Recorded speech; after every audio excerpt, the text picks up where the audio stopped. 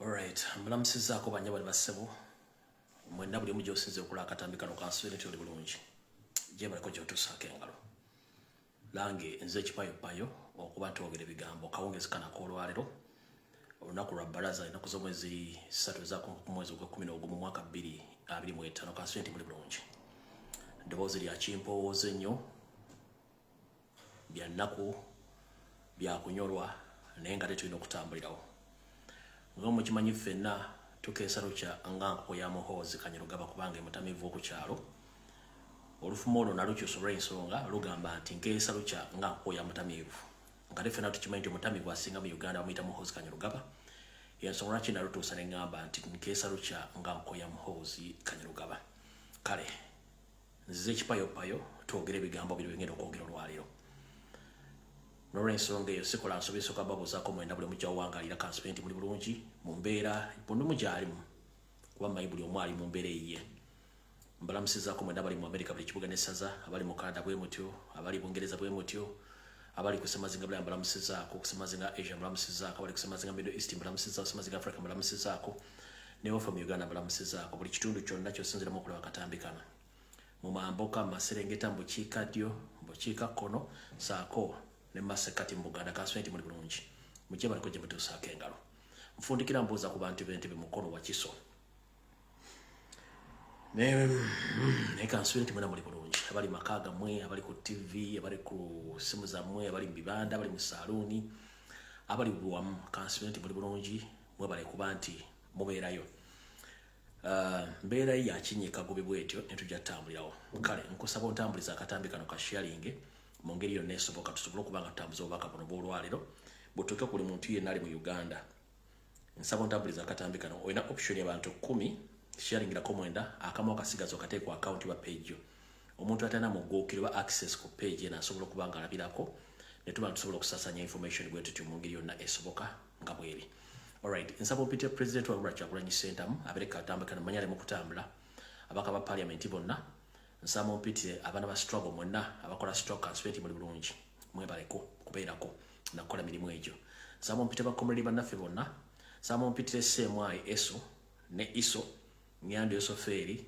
n'abatemu bonna bali mu Uganda mumpitire ne bannayuganda bonna abali mu East Africa abali mu Kenya mu Tanzania ne Rwanda mu bampite bajja n'abali Sudan mbeetaagano ku video ya leero so video ngera gikolera essamu n'ekitundu strict essamu n'ekitundu ya kubangi maliriza tuleka tukole ebiddako tugenda giyisa mbwangu olw'ensonga tulina ebintu bingi nnyo ebyokwogerako niyo okusookera ddala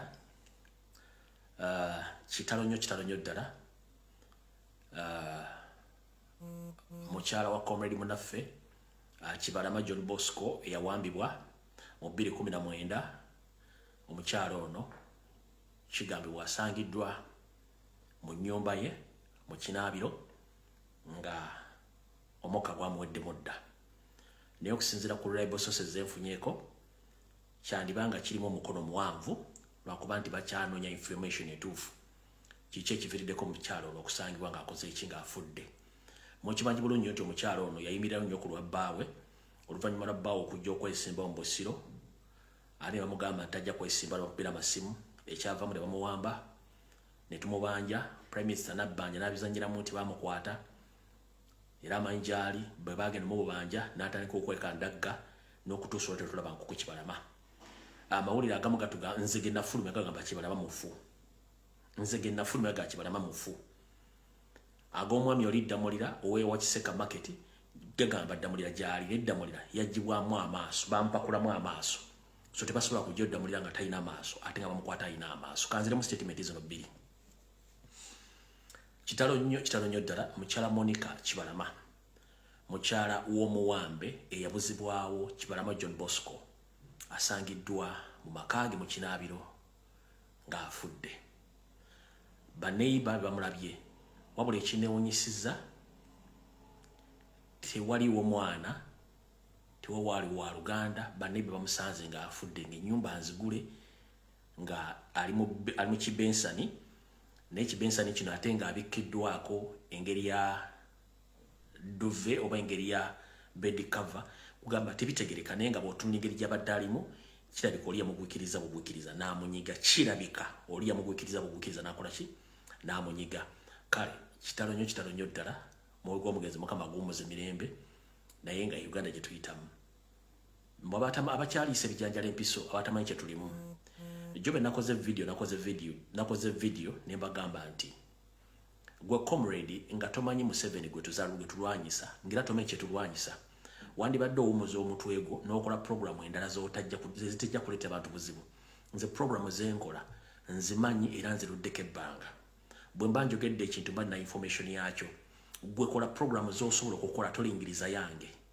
lwaki nkola programu ne programu eyo gyengenda okukola ngenda gikola nga nsinzira ku kyengenda okugamba kyekiriwa President Raibu abadde ayogera agambye nti buli muntu yenna gy'oli kola kyonna ky'osobola okuba nga kikolebwa okola nga tusigukula nakyemalira muki mu ntebe ya Uganda kola buli kyonna kisobola okukola kati nze bwe nzija nenkola programu nengamba nti programu ya leero oba programu zengenda otandika okukola zigenda kuba za njawulo nnyo ku programu eza bulijjo nenjogera information gwe nojja nogidilute mwana ogidifusing oba okoleraani olw'ensonga tukimanyi nti state yesinga okutya buli lwetuleeta programu egenda okuleeta obuzibu mu ggwanga nga basindika ba comrade bajje badifusing information bagiraduating information lwaki kubanga batya kankuwa ekyokulabirako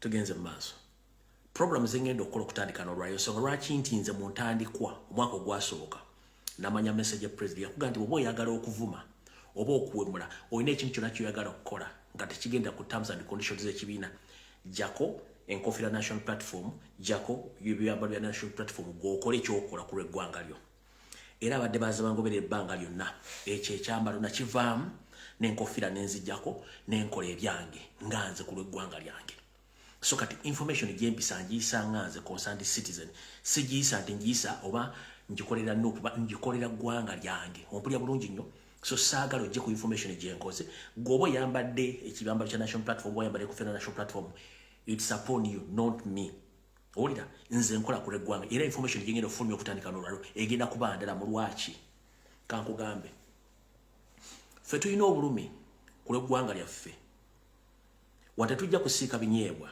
ng'omusajja gwe tulwanyisa musajja mutemu bwe yafuna obuyinza abufuna atemula abantu okuuma obuyinza akyatemula abantu nga ne bakomredi baffe babasse sente za baamutta ompulira sweet pepsi baamutta bannyinaffe bangi babaleepinzi babakoze buli ekyetaagisa babagobye ku mataka bizinesi zaabwe zizo baziwambye zigenzeemu amazzi abantu babundabunda mwana bekiri ekkalamojja ekiri mu mabuka ga Uganda kati gwe oyagala twogere ng'abali ku mbaga nkuge Museveni bwe yafuna obuyinza yabufuna ayiwa musaayi n'okubukuuma abukuumya ayiwa musaayi nakati akyakuyuwa mwatira era ne mukyala Kibalama there is a possibility 70% of her death or cause of death banyize munyige olw'ensonga omukyalo yabadde nga key witness ku kwatibwa n'okuwambibwa kwa bbaawe kati kankuwe omukyalo ono engeri gy'afuddemu olabe biki bigenda mu maaso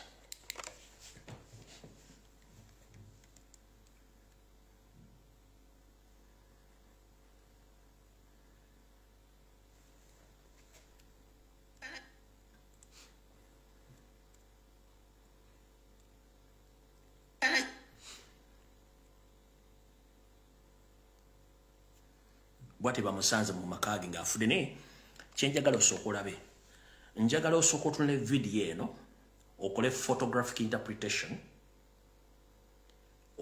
photographic interpretation kwe kusoma ebifaananyi nga bw'obiraba n'eddoboozi engeri gye lifulumyemu nga neighbor alyogera kati mu photographic interpretation njagala mukyala Kibalama ng'ali mu kibaafu bw'ati yabikkeddwako sirowooza nti omuntu eyagudde obugumu kinabiro n'agwa ateekeddwa okuba nga agudde nga yeebisse essuuka oba yeebisse bed cover ekyo kizibu nkiddamu teri muntu agudde mu kinaabiro asobola kugwa mu kibaafu ng'eyeebase nga bamutaddeko essuuka obadde bed cover nkusomesa photographic interpretation mu kavidiyo kengenda okulaga olyoka okakasa nti bagamba nti twagala kukyusa ggwanga in any possible way mwe mulekerawo okwogera ebibozibozi bye mu byekisiru kuba temanyi buli mu bantu baliko ngenda kuzanyira ka video nkatadde ku mutimbagano ne mwenda bakalabye njagala mumbuulire omuntu agudde mu kinaabiro n'afa abeera ng'omukyalo ono ali mu kibaafu bw'ati babotaddeko essuuka oba bed cover ng'era aninda gobanyize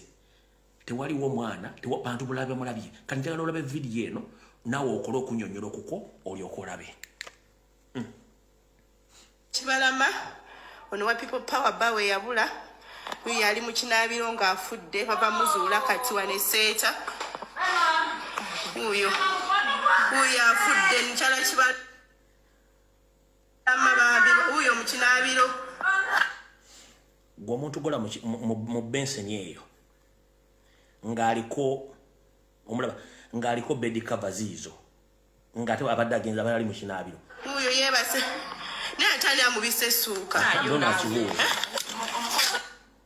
n'oyo akibuuza kankudiremu olabe ala Kibalama ono wa people power bawe yabula uyu yali mu kinaabiro ng'afudde baba muzuula kati wane seeta uyu afudde nkyala Kibalama bambi uyu mu kinaabiro uyu yeebase naye atali amubisa essuuka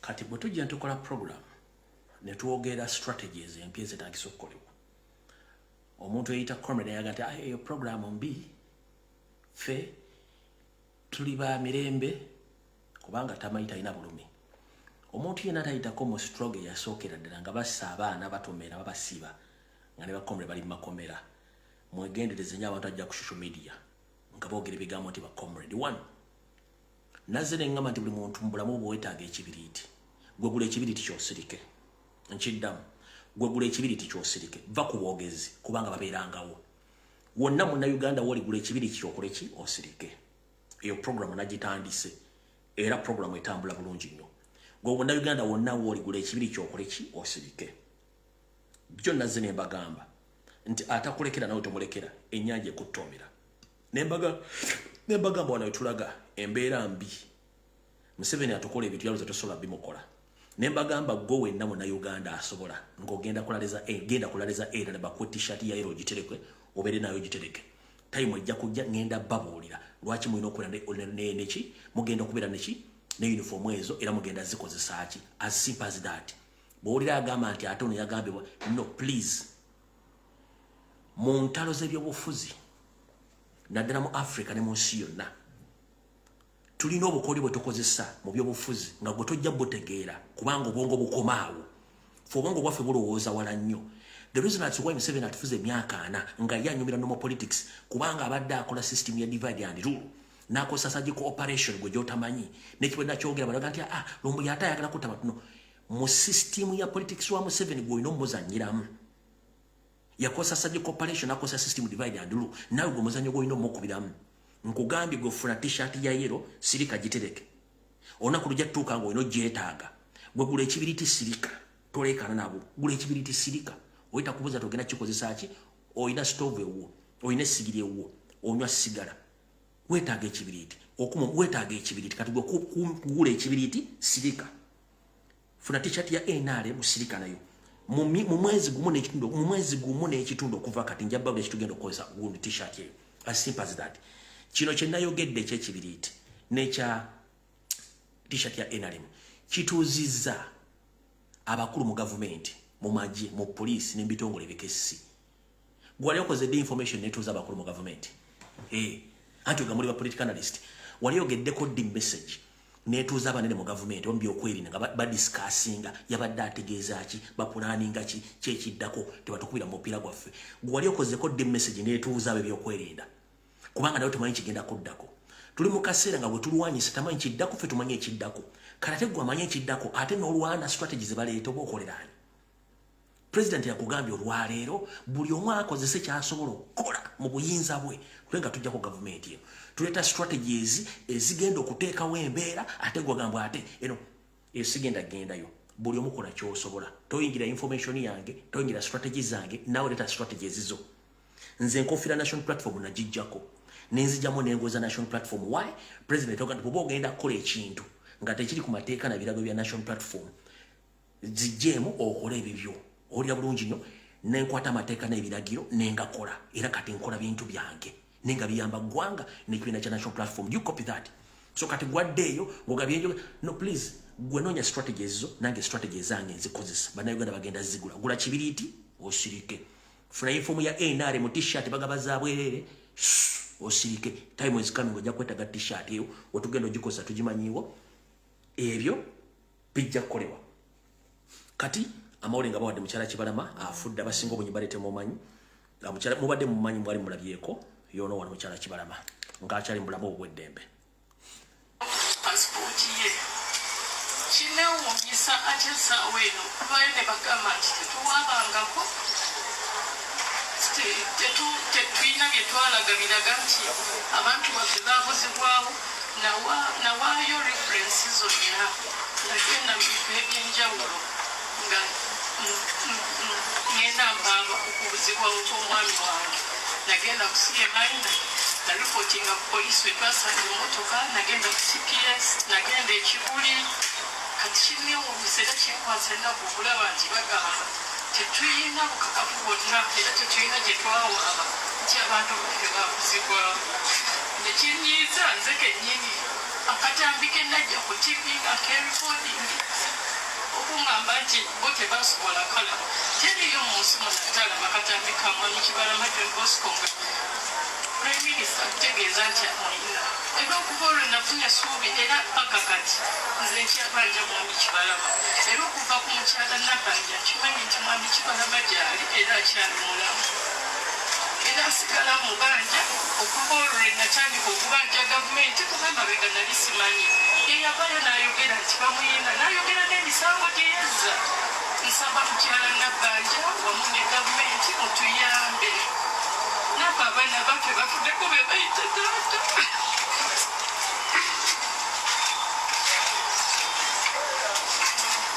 manya gangenze wasomozes baza wakiri so oluvannyuma lwakuba nti omukyalo yabaddewo nga amanyi information ekwatagana ku mwami we ng'emanyi Museveni bwakola taleka bujulizi mabega akawungezi k'olwaliro Kibalama bamumanyi mumanyi sigenda kuzanya video ze asangiddwa nga nja kugamba nti bajja tukonfamingira nayenza okusinzira nga bwe mmanyi omukyalo no banyize munyige asangiddwa mu kinaabiro ng'afudde naye ekikwewunyisa bw'oba asangiddwa mu kinaabiro ate ng'ali mu kibaafu ng'omuto guli ku kibaafu waggulu abikiddwako essuuka kitegeeza nti wadde omuntu ali mu nju yamunyize n'amala n'ayitamu kambaddemu ka video kano mulundi gumu Kibalama ono wa people power bawe yabula uyu yali mu kinaabiro ng'afudde bava muzuula kati waneseeta uyo afudde mukyala Kibalama bambi uyo mu kinaabiro uyo yeebase naye atali amubisa essuuka ndowooza otegedde kale awo tuvuddewo bwe tumala okuvaawo bitalo nnyo ddala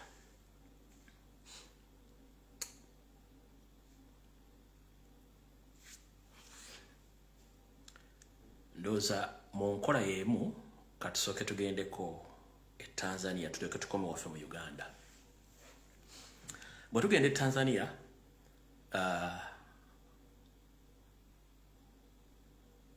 Surufu Samia olwaleero alayiridde mu balakisi y'amagye ne bamulayiza nga bagamba yafuna ebitundu 98 ku buli 100 obulowo balondeddwa naye ku bitundu 8 ku miliyoni 3 ez'abantu omukyalo bamulayiriza mu nkokutu mu balakisi y'amagye gye bakoledde emikolo gy'omulayiza ng'obukadde 31 obugaye nti bwamulonze tebuliiwo wabula takomyawo omukyalo ono ne ttiimu ye kigambibwa nti nga bwenze mbagamba nti amagye ga SFC gali mu kutugumbula era gakyatugumbula abantu wabula ekyennaku ekiriwo yensonga lwaki nnina ennaku bakomrade bwe mbanga nkoze video mutuleka nga temumanyi bizibu bye tulimu mwe temufiirwangako tofiirwangako wadde n'enkoko Museveni tattangako muntu wo nze banyiga omwana wange saagenda muziika before okunyiga omwana wange Fulunasa yatta anko wange mwenandise tatango muto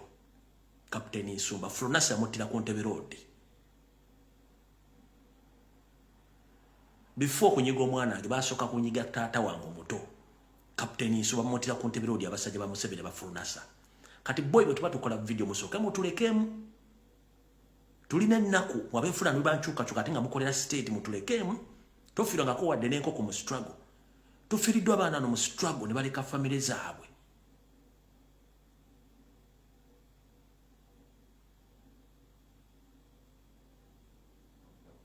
tudiringa n'abantu abatembe mutamanyi kino kankibuulira ensi ku magye Museveni ge yasindiseeyo ekisinga okwekwasa ennaku yasindiseeyo amagye ga SFC n'aga M23 nga bayina bagenze bayina name tags nga kuliko amanya ga Kiganda nga n'olulimi boogera Luganda okuyingira Tanzania nga bali mu kutta abantu basanjaga abantu imagine hate jateeka ku Baganda across the entire region of East Africa osindisa abasirikale bo secretary tags bayina za amanya Maganda boogera Luganda bali Tanzania bali mu kusanjaga abantu nga kikyogezako creating kitegeeza creating hatreds amongst the tribes in East Africa that other tribes in East Africa they must hate Uganda because they are the one who were sent to Tanzania to massacre Tanzanians. Those people are speaking Chiganda with the name tags of Baganda. So for you are still in that system of divide and rule and blackmailing Baganda. The same trick which is taking place in northern Uganda, the same trick which is taking place in South Sudan, the same trick which is taking place in Congo. You send your M23 into the Hamas to slaughter civilians in Congo, speaking Chiganda, camouflaging as Baganda, in Congo, in South Sudan. Now it is happening in Tanzania. The troops you're sending, they speak Chiganda, with the Chiganda tags, name tags, being slaughtering Tanzanians innocently. Omwami ono kiyakoze mu magye tabagege basindise yasindisa ba M23 sako n'aba SFC nga bayina uniform za Uganda nenga amanya ga Kiganda boogera Luganda bibadde basanjaga abantu e Tanzania kino kida era kyekibadde kikolebwa Congo kyekibadde kikolebwa e South Sudan kyekibadde kikolebwa ne mu Northern Uganda nekire kimutamanyi genocide egenda maaso mu Sudan y'amambuka mu katundu emundu zonna ezikozesebwa okusolotalinga abantu abo emundu zonna Museveni yazigula n'azambusaayo Museveni yagula emundu zonna ezikozesebwa mu Sudan y'amambuka ng'azise South Sudan ezambuka ono omwami gwe mulaba kati bwe tuve twogera ebintu bino mulowooza tusaaga kati bwe twogerera olwaleero police mu ggwanga lya Tanzania esindikidde ekoze random message eri abatanzania bonna nge basindikira message mu Luswahili nge bagamba bweti message esoma bwe ono Lare Madoa wa Senyen apostles n'agamba Tanzanian police warn against sharing content that may cause distress or degrade someone's dignity in mass texts sent to citizens' phone. Museveni nga bwakola enkola ye baddidde abatanzania bonna buli alina simu ne bamusindikira message ng'emugamba nti poliisi ng'emugamba nti omuntu yenna agezaako okusindika ekifaananyi ky'omuntu yattiddwa abantu ababuliziddwawo oba ebifaananyi by'emirambo oba vidiyo kitataaganya eddembe ly'abantu abalala n'okwonna ekifaananyi ky'eggwanga eryo era n'akikola agenda kuvunaanibwa. Message yino ya Luswahili kanjikulage message yiyo ya Luswahili bwetyo bwesindikiddwa ekyo kigambo kiri police yesindise text yeyo manya Luswahili lwe Tanzania bagambye lulala nnyo n'Oluswahili lwe Uganda kati n'Oluswahili lwe Tanzania lulala nnyo eyo message esindikiddwa random ku buli simu y'omu Tanzania nenge evudde ku police yesindise message kati nkoze screenshot nenjiteeka mu Google Translate nkoze screenshot message nenjiteeka mu Google Translate kino kyenzizeemu Google translation enzemu ekichenzeemu bulungi ngenda kikusomera era ebadde ku poliisi screenshot nenjiteeka mu Google Translate ye message egambye bwete. Police, avoid sharing images or videos that cause distress or disgrace to someone's dignity. Doing so is a crime offense, and if you found, strict legal action will be taken. Ngamazo okutematema n'okutta abantu mu Tanzania. Abatta bebaani, abatta bebasajja abavudde e Uganda bali mu kutta abantu babamalawo. Kati nze omanyi saagala kwogera nga sina information, nga saagala kuwa information nga sina bujulizi. Kati kankuwa information eno naawe ogyewulirireko abantu nga bajjeyogerera bennyini. Ono mukyala mwamugoberedde nnyo ku TikTok ng'ayogera information eno. Wulira. I had to pull myself together to make this video because it's really getting really heavy on me, and just hearing what's happening, it's just really frightening, especially if you have family that is in Tanzania. I'm pretty sure you can relate. If you have a loved one that is in Tanzania right now, I'm pretty sure you can relate at the heaviness that I'm feeling. Basically, they are going around houses, knocking on doors, and killing people, and this is the Ugandan military force. Another update is that the president of Uganda has been wanting part of Bukoba. It's a region in Tanzania, and the region has a lot of resources, obviously, but he's claiming that Bukoba was supposed to be his region. It was supposed to be a Ugandan region. It wasn't supposed to be a Tanzanian region. No, ekikulu muliddemu nti amagye agatta abantu gavudde Uganda. Waliwo ka message akala ko kampimukko ne kansoke buli bubiri ngira kuzanya kano. Bani yuko ni Mkuria. John Heche ni Mkuria. And right now he's already in custody. So in Mwanza, Sirari, Isbania, maeneo ya Bunda, okay, kuja hadi Tarime, it's already worse. Kule ninaambiwa watu wanauliwa vibaya. Na wale watu wanaowaua sio wa Tanzania. Ni watu ambao wamevalia mavazi ya kipolisi ya Tanzania lakini si wa Tanzania. Wene yako gambye, nono uno. As we have been saying for a few days now, we have been collecting evidence of the atrocities and the massacre that has happened in Tanzania. And despite the media blackout, human beings always find a way. And right now we are seeing the videos, the footage that is coming from Tanzania. And in very simple terms, it is a bloodbath. It is a massacre. And we cannot allow ourselves as Africans to accept such a thing happening in any country in Africa. We are also receiving information that the Tanzanian government is trying to hide what has happened by going to hospitals and morgues, collecting bodies. We don't even understand where they're going to take those bodies to. At the same time, they are moving across shops, that are strategically positioned, collecting CCTV evidence. This is a very clear indication that they're trying to hide the atrocities that have been committed. We are saying, as Kenyans, as Africans, we cannot let this just pass like that. As Africans, we want to strongly condemn what has happened in Tanzania. All right. Ebyo nambe ulidde. Kati bono bakanjala bosindikira bana Uganda. Nabagambye tetuli mu politics. We are under occupation. So the occupants are waked up now because they think their time is up. They have to fight to keep themselves inside there in Uganda and the other East African countries. So many countries like Kenya and Tanzania, they have been asleep. They have been asleep without knowing who is Museveni and his intentions. So as we speak right now, the Tanzanians, now they've tested who is Museveni exactly. And not Museveni only, because Museveni is using his brothers and sisters who were left behind in Tanzania to camouflage and to take over the leadership of those countries.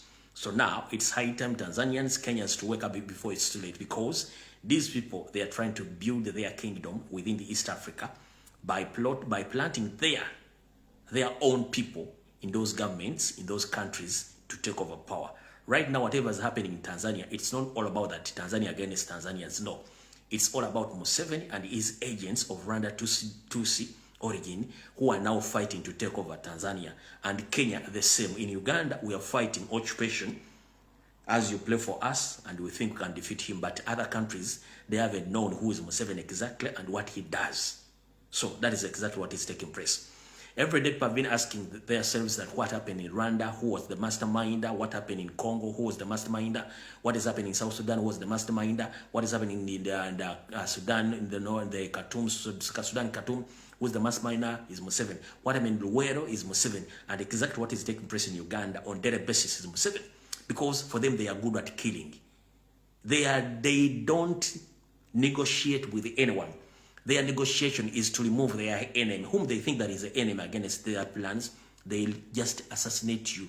That is their plan. So my fellow East Africans, that is Kenya, Uganda, Tanzania, Congo, Rwanda, Burundi, South Sudan, please get to know. The problem of East and Central Africa is not we, the people, the indigenous of East Africa. The problem is Museveni himself and his Tus. Brother and sister, they want to occupy East Africa by creating their own kingdom, whereby they're going to occupy each and everything belongs to the indigenous of East African countries. So his hub is Uganda, where he had milked almost finances to facilitate those moves in Rwanda, in Congo, in Sudan, in Kenya, now in Tanzania. Their financial hub is Uganda, is where they get money to operate all their dirty linen actions against the indigenous of those countries. Please wake up. If we Ugandans will expose Museveni, it's high time the indigenous from Kenya, Tanzania, and other countries to join Ugandans to remove this gentleman, because it's a problem of all Africa.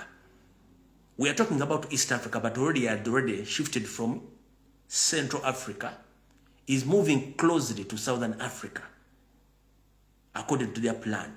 So please, my fellow Africans, it's high time we take over Museveni and his regime before it's too late. Ubaka mwenjagadde okulekera baddu government nange bategere bulungi nnyo mu ngeri yo esoboka. Ekyo batupa tukimaze. Video gye nabagambye ezengera otandika okukola ndala mukko si za bulijjo. Bwe mbagambye nti ndala mukko si za bulijjo mba nkitegeeza. Kyekiruwa mala okudelitinga wano. Olwali president abaddeko mu bitundu bya Buganda asookedde Butambala n'amaliriza nga aliwo Begomba. Obaddeyo kye tuyita obusiisi bw'abantu era abantu babadde bangi nnyo. President okwebaza n'abantu b'omu Buganda ddala mu bitundu by'e Butambala ne Gomba babale kukyaza president na kumukuyingiriza. Kati kino kireesewo okulya n'okukomba essowaani wakati abaali bamugambye nti Buganda ya Museveni, Kyagulanyi ne baga nti Buganda yaki ya Buganda era tesobola kuvaawo n'enkwezengeze.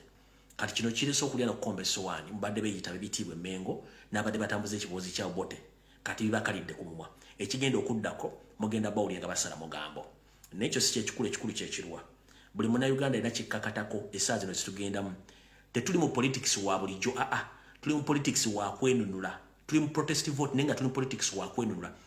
Gwe njala kugamba nti buli muntu yenna osobola okufuuka Kyagulanyi. Buli muntu yenna osobola okufuuka omukulembeze w'eggwanga as long as nti ofunye ideology that you can. Nkiddamu. Buli muntu yenna osobola okufuuka Kyagulanyi. Buli muntu yenna osobola okufuuka omukulembeze. Kubanga Museveni bamutonda nkonga alina okukulembera eggwanga no. Yafuna ideology oba ayofuna ebirowoozo mu mutwe n'embira mu mutwe n'abiteeka mu action. Nawe osobola okufuna ebirowoozo bye mu mutwe n'obiteeka mu nkola, ebirowoozo bye birwa. Gwe tolowooza nti ogenda kulowooza mu kabokisi koko okujjako Museveni n'Abanyarwanda no. Olina okulowooza mu angles endala. Angles endala ze zirwa. Ebiseera bisinga muyinza okuyomba mu bigambo ne muyomba. Ebigambo ebigaana nga biganye mweyoola. Tuli mu bigambo bijja tuuka bigaane nga tulina kweyoola. Ogenda kweyoola otya nga teweetegese. Nkiddamu tukyayogera bigambo. Time egenda tuuka nga tulina okweyoola. Bw'olaba n'enkoko nga zigenda okulwana zisooka kwesojjaneza ogenda okulaba nga zitandise okuwanikirira waatiro. Ogenda okulaba nga tteke zitandise okuvuga n'abantu bwe tutyo. Nti omuntu muyomba ne mwevuma. ogenda kulanga okwevuma tekumala nga mulina kweragako sajja essajja ne mutuuka mwekuba eŋŋumi awo awulira nti eŋŋumi zimulumya ennyo yadduka emisinde kanange mbagamba gwe buli muntu yenna ali eyo ng'olina ekirowoozo ky'okununula eggwanga Uganda nga tekisonze mu kabokisi wali kakulonda muganda wange nsaba oteeka ekirowoozo kyo mu mutwe buli nkola yonna gy'osobola okukola kikozese tolinda Kyagulanyi tolinda Lumbuye tolinda muntu okumulagira gw'ogamba nange nsobola okununula eggwanga eryo nsobola okukikola bakikola batya kiteeke mu mutwe tandika okifumitirizaako tandika okukikola gwe kennyini osobola okufuuka omuyeekera ku lwo nga teweetaaze Kyagulanyi gwe kwennyini osobola okutandika protest vote nga teweetaaze Kyagulanyi osobola okutandika surgical operation nga totandise tolinze Kyagulanyi. It's upon you to decide. Idea Museveni yagifuna nga abantu abalala. Museveni yajja mu buyinza teyayita mu ballot box. Museveni yajja mu buyinza teyayita mu ballot box. Ideology ye yesooka yali ya ballot box bamukuba akalulu bakamunnya nagamba okay nensobola kufuna obuyinza buno mbufunanja naafuna ekirowoozo nakiteeka mu bwongo nakikozesa. Boy wange yonna gy'oli nawe osobola okufuna ideology mu bwongo osobola okufuuka omukulembeze w'eggwanga musobola okununula eggwanga lino mu ngeri yonna esoboka. Jjukira ekintu kye tulimu tetugenda kifuna nga tutudde ku mmeeza awo no. It's all ideology gy'olina okufuna. Tiyibana abasajja batugamba balwana biki ffe tetusobola kulwana. Kubuuza bulaza Museveni ne banna baga nti balwana gwe tosobola kulwana.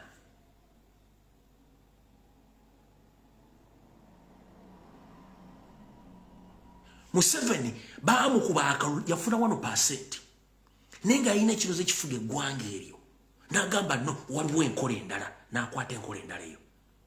Obuyinza bwamala obufuna n'asigala ku nkola y'emu ngenda kusigaza obuyinza buno nga nzita abantu nakati bakyatta olwaleero. Mumaze omu-expose nga nti si Munnayuganda kati ali more dangerous than ever before. Naye ate mmwe bannannyini nsi ye mugwira era akimanyi. Kati ideology gy'olina mu mutwe osobola ogiteeka mu nkola. Nga ffe tuvuga protestive vote abeteeka okulwe bagenda okulonda nga president bw'atambuza message ne gwe ng'omuntu agamba nti ekimala kimala oteeka okutandika okulowooza ku kintu ekirala kye tuyita real struggle. Aba Vietnam bwe baali bagoba America mu Vietnam buli omu yaleeta strategy ye eyagoba baki eyagoba America mu Vietnam. Abayindi bwe baali bagoba Bangereza mu India baleeta strategy buli omu yaleeta strategy waliwo yaleeta strategy y'okusala ebyayi ku kkubo. Omuyindi yasala ebyayi mu India ensi yonna newunya ebyayi. Omuzungu yagamba tetugenda kufiira n'okukolera ne badduka emisinde. Ogwo omuze gukya balimu n'ogwokupama ku kkubo India yali strategy yagoba Abazungu. Okyegera buli omu osobola okuleeta strategy nti strategy esobola okukola okusinziira ku kyolaba. Kati buli munzo enkuduumiro olina okubeera ng'oli muyeekera muve bino buli omu kati oli muyeekera. Buli omu osobola okuyeekera gavumenti ya Museveni in any way possible. Nkubuli gwosobola okufuuka omuyeekera yonna essaawa yonna ng'oyeekera ku lulwo. Teweetaaga Lumbuye, teweetaaga Kyagulanyi, teweetaaga Ssenyoyi, teweetaaga ani osobola okufuuka omuyeekera gwe kennyini. Wonna w'osinzira osobola okufuuka omuyeekera. Eyo omuntu agamba nze Lumbuye nkooye ebintu bino n'omugamba munnange oba okooye ideology gy'olina nti n'omugamba well and good go and implement that ideology. Go and implement that ideology. Abafunye bangi nnyo nga balina muga genda ogi-implementing. Funa abantu basatu abalina the same ideology mu gi-implementing ejja tukolera. Bwe tunaafuna abantu nga balina different ideologies nga basobola oziteeka mu practical ng'osobola okufuuka omuyeekera osobola okukikola.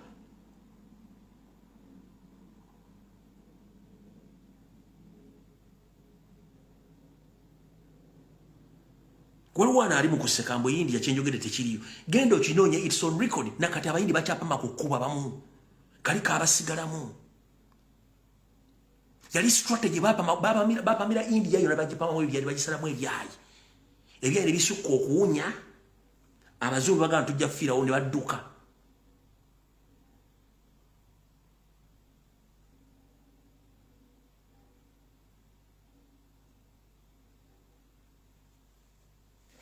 Okitegeera?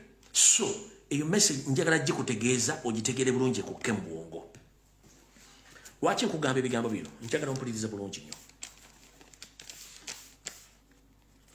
Bwe nkugamba nti gobattira omuntu wo ng'okimwe batta omuntu wo, ogenda kufuna ati obwenkanya ku muntu gwe baakuttira. Gwe njagala ofune ideology endala implementing.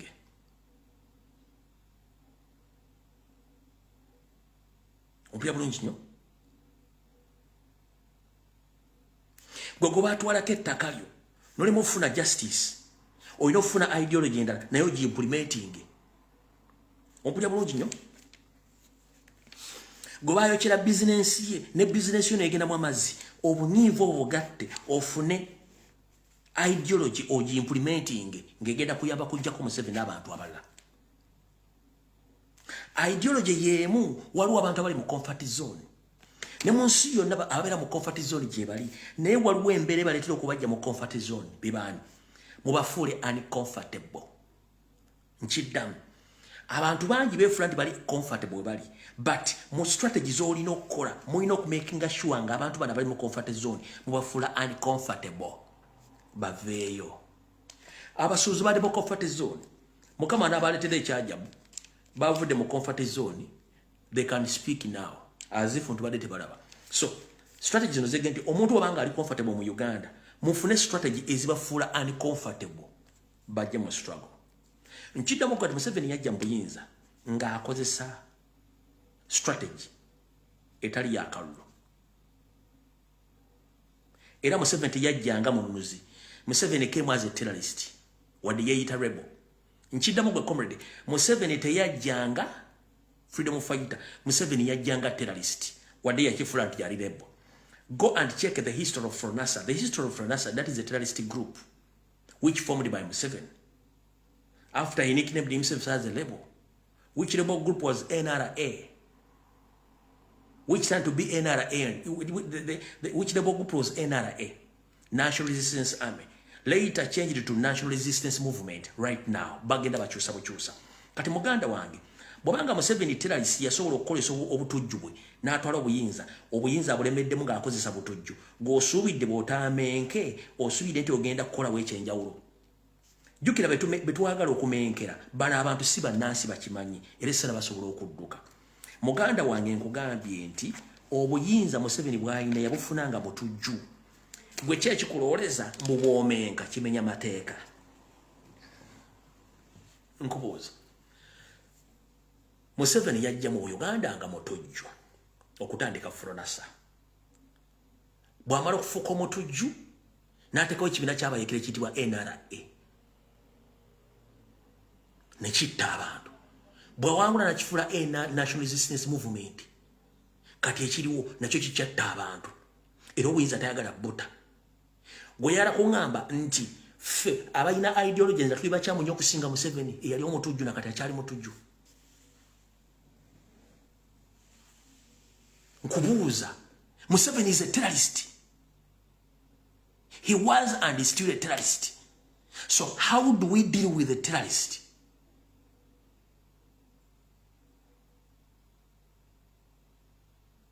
We should implement ways of dealing with Museveni as a terrorist. Yamala kutta bannayuganda okutuuka waali. Museveni yamala kutta bannayuganda almost million billion okutuuka waali. Gowasaani. Ani gowase? Toyina gowase. Naye ate odiringa ne terrorist. Akeera ku makya n'awamba Kibalama n'amutta. Akeera ku makya n'akona Franka Senteza. Akeera ku makya natta muka Kibalama ng'amutidde mu kinabiro n'amuteekako n'essuuka.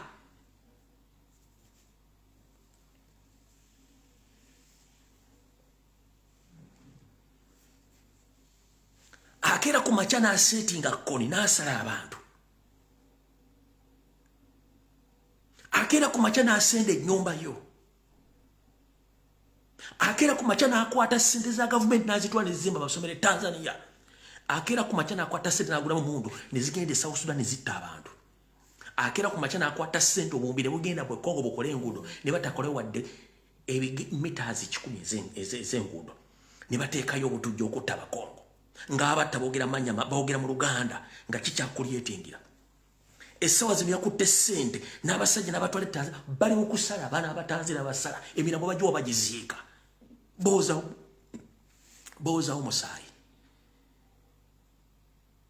omusaayi Tanzania ejjudde ebiwoobe basaza abatanzania emiramo ne bagiryawo over kati bagenda ku street nga basaba footage kamera zonna bazijja ku street bazijja bazimenyayo baagala kujjayo footage obutabalabisa oyagala okuganda ogenda kuzanya nga tona strategy nyinala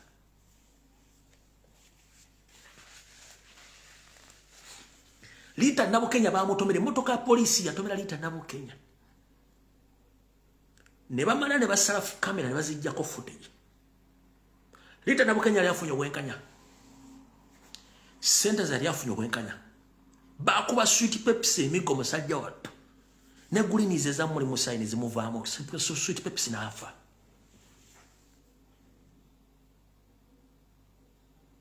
Kibalama musajja watto bamuwamba kigambibwa mbu nzira bagamba Kibalama mufu ne walosese zigandi Kibalama jali ne bamupakulamu amaaso nga they can't produce Kibalama without his two naked eyes.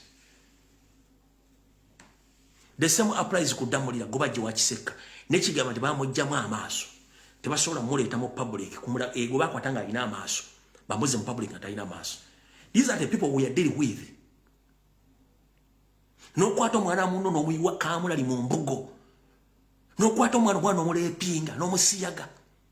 No kwato omwana omulenzi no mwambula no recordinga video ngo musiyaga.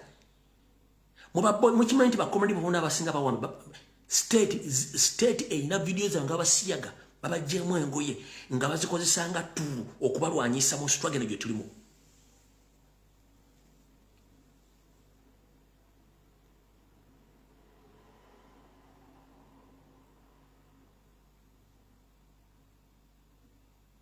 Gwasinika ebinyo mwera we are so peaceful nja amuguru batanga abasajja balugwana ne babafumba mu ntawule baliyisa abantu beggulu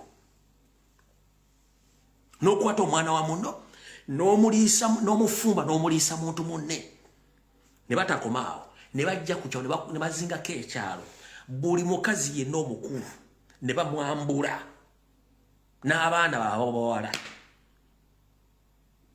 nabakolako ogwa Sodoma ne Gomora ng'abaana baabo balaba.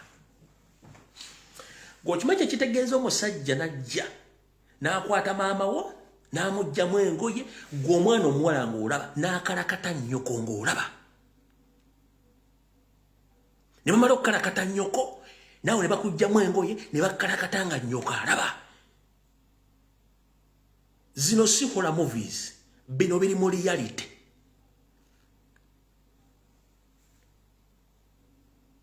Ne bakwata abasajja ne babasiyaga ng'ensi eraba. Babikola mu Northern Uganda. Gomanyi kitegeeza omukazi omukulu azaala omwana omuwala bamuyimwambulamu engo ne bamukalakata ng'omwana we alaba. Ne bamala maama ne bakwata omwana omuwala ne bamukalakata nga ne nnyina alaba awumisa nattu. Maama waagezaako okwekyakyangu omutima gw'omwana papa bamukubako bamugjawo. Okimanyi kitegeeza ggwe. Ne bakwata abaana abalenzi ne babasiyaga. Gwokimanyi ekiri mu safe house.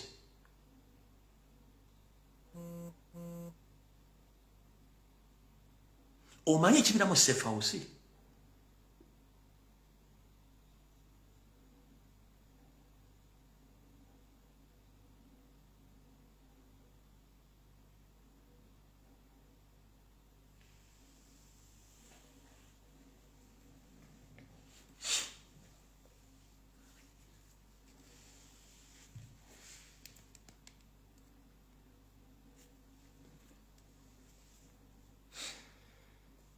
Bino tubyogera ensonga tulina bakomedi baffe abeyewunzise batya nti ne mu America mu budde obw'abaddu bwe baagulya abaddu eri abaddugavu abaddu abali mu comfort zone ng'amanyi tebasobola kuva mu budde obwo era abazungu babawanga emirimu egy'okukola balabire bannaabwe abafuusi bambega buli yagezangako okuleeta ideology ebajja mu busibe obw'obuddu ng'abantu abo babawera mu bakama baabwe nga bakuba amasasi nga babatta ompulira abo nabo gye bali ne mu struggle president agezezzaako nnyo okweradicatinga okubulya abantu kyekyokukola nga bampuuga bandi bajja boogera ebiga by'ekisiru nakatuleta ideology ezisinga obungi eriyaga nti ekyo sijja kigendamu ekyo kyabutemu ekyabufu kyabutategeera ffe tetugenda ku nkola eyo kubanga tukimanyi sisitimu ya slavery ekyali mu bantu abamu olambera ku ssomero nga katwekalakaasa olw'emmere embi kankuweko simple example mwenna abasomerako mu boarding schools ne day schools essomero lituuka ne bafumbira emmere embi ng'ebijanja birimu amayinja birimu kawunkubi obuwunga bukaawa musula bubi babasomesa bubi abaana mugamba mutula tugenda kuteeka okwekalakaasa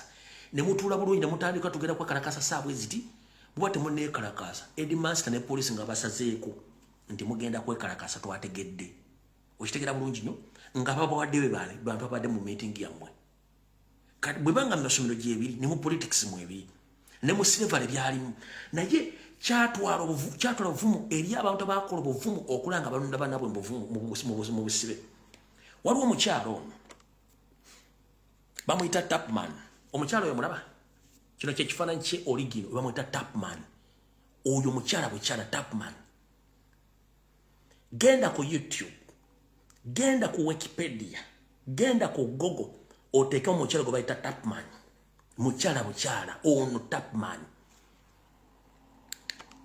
yagezaakangako nnyo okutegeeza baddugavu bannaabwe tusobola okufuna enkola abcd ne twenula okuva mu bufuuzi buno obw'obusibe era abamu baabaloopangayo n'omukyawo ono kyamutuukako naye nga kyeyali akola kyali kyakununula bakaddugala banne okitegeera kamukusomeseeko wano katono oyokootegeere ku bintu ki byakola omukyala banyega bamwita Harriet Tubman maama we yali Aromatina Rose bamuzaala mu Gwakusatu mu mwaka 1822 n'afa mu Gwokusatu nga 1913 yali mukyala mu America eyali alwanyisa obusosoze oluvannyuma ye lwe yadduka mu busibe obwo mukyala ono Tubman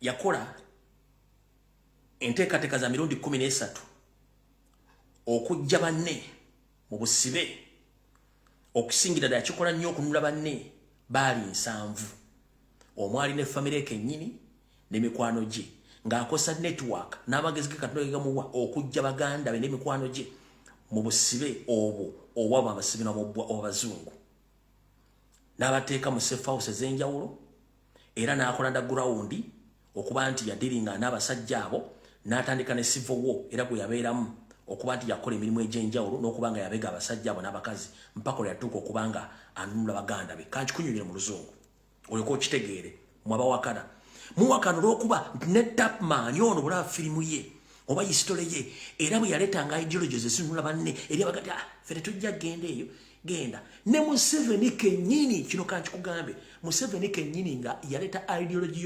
y'okuyeekera eri amuga nti ffe tetujja genda yeeyo no ayo tosobolayo togenda biveeko ffe tetubirimu gwe genda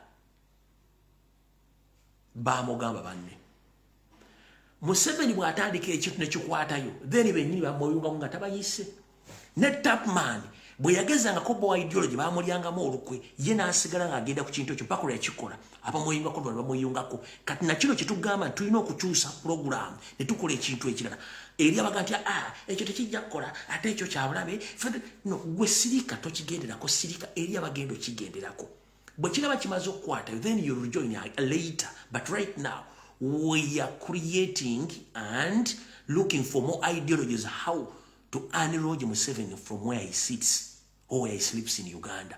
Kubanga se muna Uganda. Kankuddiremu. Harriet Tubman, born Amoratina Rose, March 1822, March 10th, 1913, was an American anti-colonialist and social activist. After escaping slavery, Tubman made some 13 missions to rescue approximately 7 enslaved people, including her family and friends, using the networks of anti-slavery activities to remove protest vote, and safe houses known as collectively as underground railroads. During the American Civil War, she served as armed scout and spy for the Union Army. In her late years, Tubman was an activist in the movement of women suffrage. Omutegedde omukyalo kati nkuddamu wano kati budda bulungi nnyo otegeere nti ebintu omusirikanga kugona okola ebyo n'abalala bakola ebyabwe. Tugenze baaso. Born into slavery, Dorchester County, Maryland, Tubman was beaten and whipped by enslavers as a child. Earlier in life, she suffered traumatic head wounds when an illiterate overseer threw heavy metal weight intending to hit another slave, but hit her instead. The injuries caused dizziness, pain, and spell of hydroprospermia, which occurred throughout her life. After her injury, Tubman began experiencing strange visions and vivid dreams, which she ascribed to premonitions from God. Those experiences, combined with her modest upbringing, lead her to become the savior of other slaves. Kati woli story yono mukyala filimu ye gyeri obutabwe gye buli bamuwandiikako kati Kyagulanyi agezaako nnyo okujja bannayuganda mu busibe buno obwa occupation. Lumbuye ngezaako nnyo okusomesa bannayuganda obajja mu busibe buno obwa occupation. Naye eriyo ate abalwana bali mu struggle nga bagala Lumbuye byayogera ate tebikwatagana struggle. Muganda wange ffenna tetugenda kubeera mu kintu kyekimu. Kino kitubaga abantu bangi ne Museveni basooka munyoma ne baganda omugoberera fine ne bamugoberera. Nakati kyetubagamba tulina okulooza kabokisa ak'okubiri. Soko sige ekifaananyi. Tuli obukadde 45 kale katugabana mu 5. Yes. Abantu bali mu kututta tebawera wadde emitwalo 5. Tuli obukadde 45. Abantu batutta tebawera wadde emitwalo 5. Tebawera wadde akakadde. Batutte saaki. Batutta kubanga wano baleta system ya divide and rule. Bawulemu bafuge. Kati gwe mu system ya balamu ofuge. Ero jja kwagala oleta olutalo ku Lumbuye. Ne Lumbuye ne yakuliyeti ng'olutalo bere mu ntalo feke nnyini nze ekyo sikigaba na kigaana. Bulaza. Bwonkolako video. Nolowooza nti nze ngenda kuddamu. Ntayi. Kubanga bye nasooka okusoma Museveni byayagala. Gwe nkuwa freedom neweerabisa wekka mu system. Singa mbadde mungobera ebbanga ddene nnyo. Nze comrade bw'ayagala okugenda mu diversion oba okulyetinga otalo between me and me ne mumanya. I unfollow you ne nkublockinga ku social media platform ne ku WhatsApp. No communication. Kye tuyita ignore and delete ekyo nkikoze. So gwe bw'okola olutalo kunze sigenda ddu kutwalira kubanga mba ngenda sigenda kwawukana Museveni kyeyateekawo kya divide and rule. Bwe tuba tuli mu kakebeke kamu ng'enseenene lwaki tulwanagana bwe tulwana ani afunamu.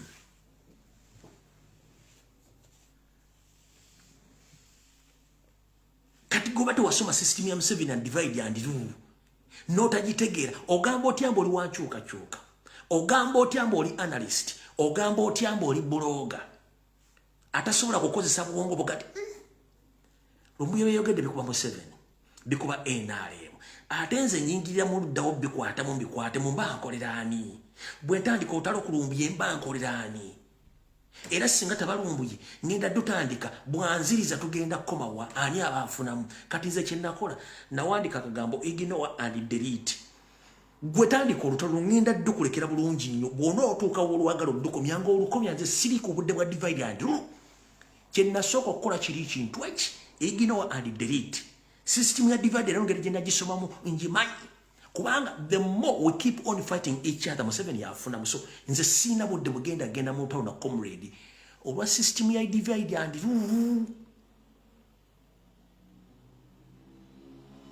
owa system ya divide kubanga nze comrade sina kyenkwetaaza comrade sina kyenkwetaaza olwaleero lwaki 1 nina omutwe sikozesa bugwo 2 nina information sikozesa yo 3 nkola research sikozesa research wo 4 nsobola okwogera nsobola okugatta information sigwe ampa ebyokugatta nebyokukola kati mba sinanyo kyenkwetaaza nkwetaaza ekintu eki focus ku Museveni n'abalala kati bw'onookitegera nti nze sinanyo kyenkwetaaza wano mu communication okulwanyisa gavumenti ya Museveni you will mind your business one time okitegera kati nze mba sina kyenkwetaaza nga gwe nkwetaaga kufokasinga kulwanyisa Museveni wenkwetaaza gwe ng'omuntu sina kyenkwetaaza no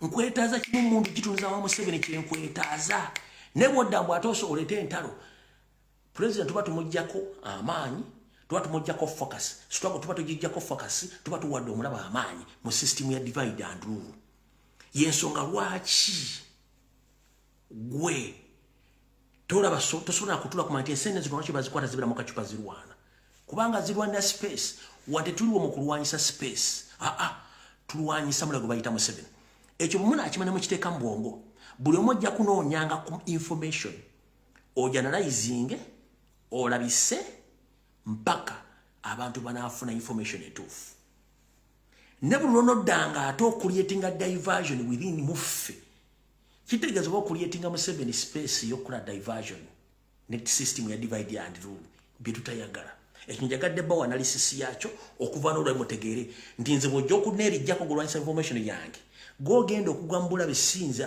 nze nasoma ebintu bino bimanyi bulungi nnyo 1 manyani yani ono alowooza atya ono alwanyisa space alwanyisa information oli ayagala space nze sirwanyisa space sirwanira space sirwanyisa information sirwanira information kyokona nti bwenkola information nga waliwo comedy yagikoze eyo njibuuka nengenda ku kirala abaluddeko nga mumanyi ekyo nkikoze era ontungata bwombuuza gundi yakoze information eno agiramuga sigimanyiiko wabula gitwale nga bwe yagyogedde kubanga eyo yiye nga ye ekyo kyoze nkibagamba sisobola kuwaka era bwombuuza ti gundi eyo information gyafulumiza yabadde research ne information gitwale nga bwagikuwadde bwentyo mbagamba abantu bonna bonna bo kubanga nina ekizibu kimu kyekiriwa manyi kye bayita okunoonya information manyi kye bayita okwanalazinga information manyi kyetwala ssente kyetwala time kitwala n'obuvumu mwena muyina amasimu kumwe mwena bameka bayinza okukola video nga zino on a daily basis weekly basis monthly basis ng'otaddeyo ekyenkyongoyokera bameka kati omuntu akwata essimu n'agyetunuzamu n'alumba nnyando yosofeeri ne sisitimu ye muwe ekitiibwa ne bwankolako damage muleka kubanga mumanya nti ayinza okuba somehow somewhere ali infiltrated bamuyingiramu kati gwoga nti ze nkozesa nnyo omutwe gwange sikozesa mutwe gwa mulala gwoba okyalina time bakozesa omutwe gwo muganda wange weetereze tebapangisa mutwe gwo mu struggle tebapangisa mutwe gwo olina kukozesa mutwe gwo walita mu struggle kyenjo okugamba yesobola kimulina okwetereza ennyo gwaga nti ogenda kulwanira obumbuye mu information ne bona ogenda okuloga tojja kunsobola kubanga nze byensiba mu birudde emyaka 25 bimanyi ojja kumala biseera kati kitegedde bulungi nnyo bwe bamaze okikunyonyola ekyo katugende ku nsonga endala yatuleese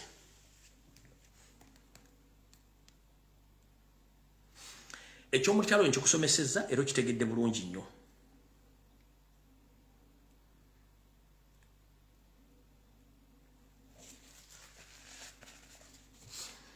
kati olwokuba nti NRM eri mu kuzunga nga basigaza kimu kyakubba kallo ntegezeddwako nti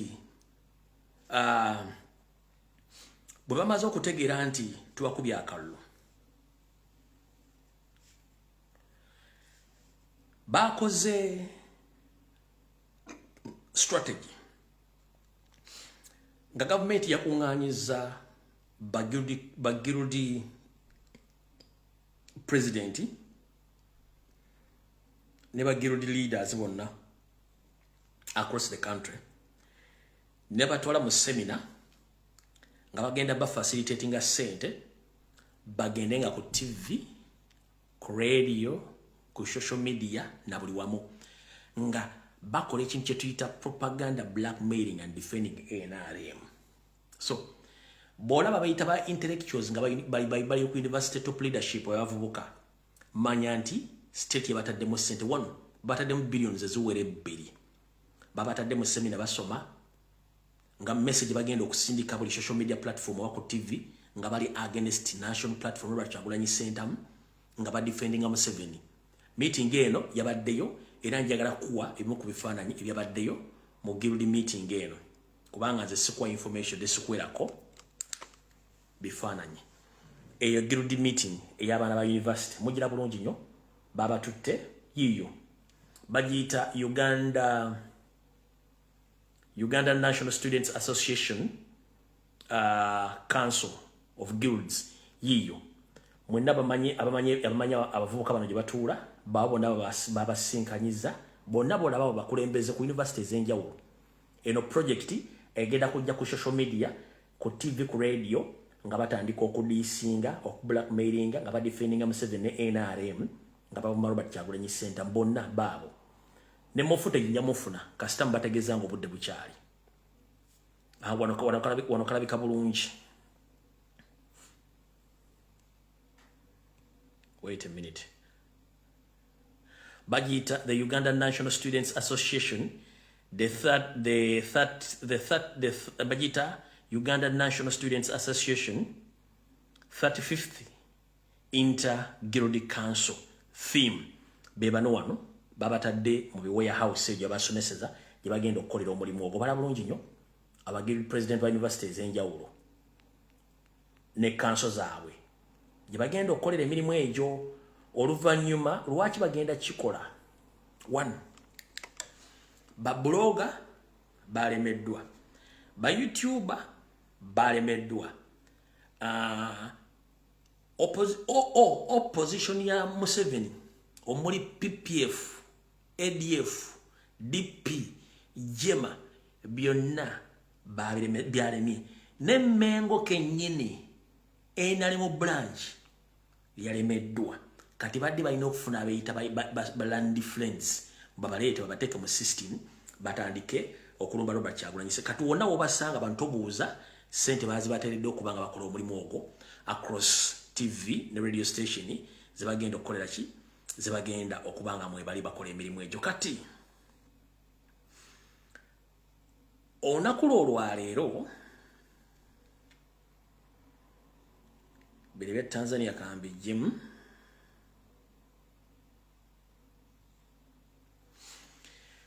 okumanya Museveni ekintu kimutabuseeko nga n'okubba akalulu kayinza omulema wetwogerera olwaleero mambuka ga Uganda twabagamba nti baleeta ba refugees sincerely speaking leero njagala mbakolere forensics mutegere bulungi nnyo forensics oni alwa yes tugamba nti abantu bafa mu mambuka bafaanagana abantu b'omu Sudan ne waliwo enjawulo mu bantu bafa mu mambuka n'abantu b'omu South Sudan batya abantu b'omu Sudan baddugavu nnyo olumu babeerako ne kale ensiufu yennyini ng'olowooza bamutaddeko oluwawu abaddugavu ekitali ku bantu bafawo mambuka kati mubadde mulaba campaign trail za Museveni zonna abantu abaddugavu ennyenye be barefugee okuva e South Sudan badde basombanga okujja mu campaign trails yensonga lwaki abayimbi babadde bayimba nga bayimbira nga bali balaba accident bebayimba tebabitegeera kubanga bali bande baleeta refugees kati sente zitandise okkeewa Mukewa n'abayimbi bennyini bagambye kali atuzisuula abantu betuyimbira batulabanga accident tebatutegeera ne twemoola ne tuyimba abayimbi batandise okubijjamu enta kati olunaku oluwo olwaleero ebaddeyo laale mwabukeeyo tebaleese emmere barefugee ne bannayuganda batonotono tebekyanze tebadduse ku laale kati ate amagye nga gatandise obatayiza obutafuluma mu kisaawe barefugee tebawadde eme tebawadde soda tebawadde sente ne bannansi batono badduse mu kisaawe ng'ate amagye gatandise bakubamba okwo baddeyo ku laale ya Nnyando Esofeeri we mujja otutegeera nti byetubaga bituufu naatera okufuluma tugenda tutabuse tukoye kisaawe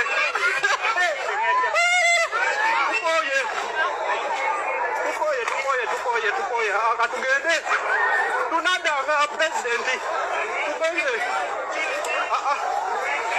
tolese byakulya leero pulezidenti tugende esanze ebyokulya tolese tugenze ne tishati ebyokulya oganya oleeta tugenze katugende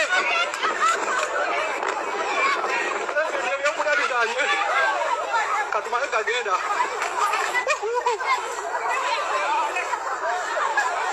kisaawe tulifaanawo ekiro kati eno bayitusaliza bakwagala tubeera nga tukola ki katudda mu kisaawe naye tuganye ekisaawe tukiganye emmere tewali nebyawogera tetubikkiriza bayitusaliza nga nte tufuuse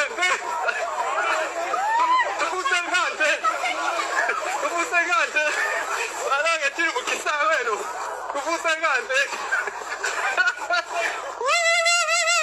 Atalizendo, tuganye, hakuna, tuchiganye, eri mmere, mwitu kalubiza bwerere, ekisaawe tuchiganye, kati kidduke, abantu babulira ekisaawe nga pulezidenti atuuse, kyewunyisa, baana nga bagamba bwagala, naye bamudduse, bagambye nedda, eno kirabika roboti si muntu, badduse mu kisaawe. Kisaawe kigenda kala, wenjogera ekisaawe kigenda kala, ekisaawe kigenda kala gwe muganda wange. Olowooza byakusaaga, naye nga bavuddeyo ne yero yaabwe, yero bavuddeyo nayo wenjogerera. Embeera nzibu, wano mu katundu k'ennabiratuuku, k'Enkalamoja, embeera emukyakalamu.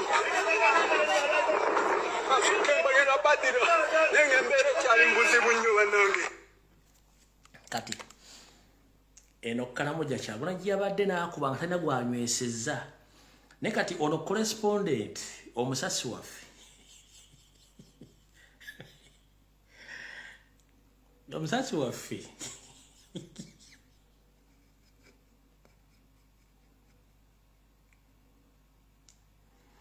anyi olumu nzija nembaweereza wano nembasesa naye nange embeera ku live za president nga bali mu campaign trail ntera nnyo okuwuliza abantu aba mpuliriza nnyo Buganda Ronald Mugenyi alina sitole zaleetaawo kati n'oseka era omutemu nemugalugala otandise ebintu byo ayinza okuleeta emboozi z'essuuti ya president n'alyoka atuvugira mu comment section yawo kati yate sama Uganda n'ebintu byaleetaawo nga tosobola nga bisesa busesa kati ne commentator ndo oleka agobera nnyo sama Uganda nani ne Buganda Ronald Mugenyi okitegeera kati bino betu bagamba president yabadde Kalamoja nga talina gwawadde ssente talina gwawadde mmere talina gwakoze eki naale Museveni agenze olwaliro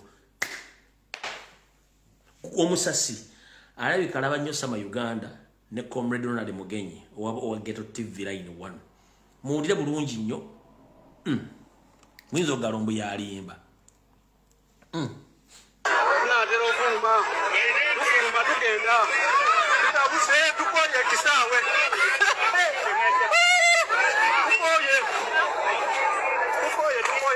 tukoye akatugende tunadanga pulezidenti tugende tolese byakulya leero pulezidenti tugende tuganze ebyokulya tolese tugenze ne t-shirt ebyokulya oganye oleeta tugenze atugende ebyokulya biganye katumale kagenda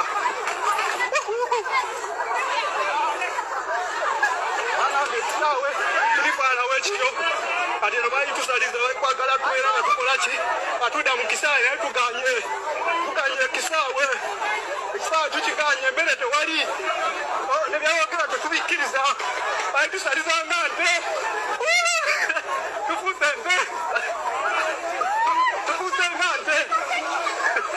nga nte alange tiri mu kisaawe eno tufuuse nga nte atalize nte tuganye hakuna tukiganye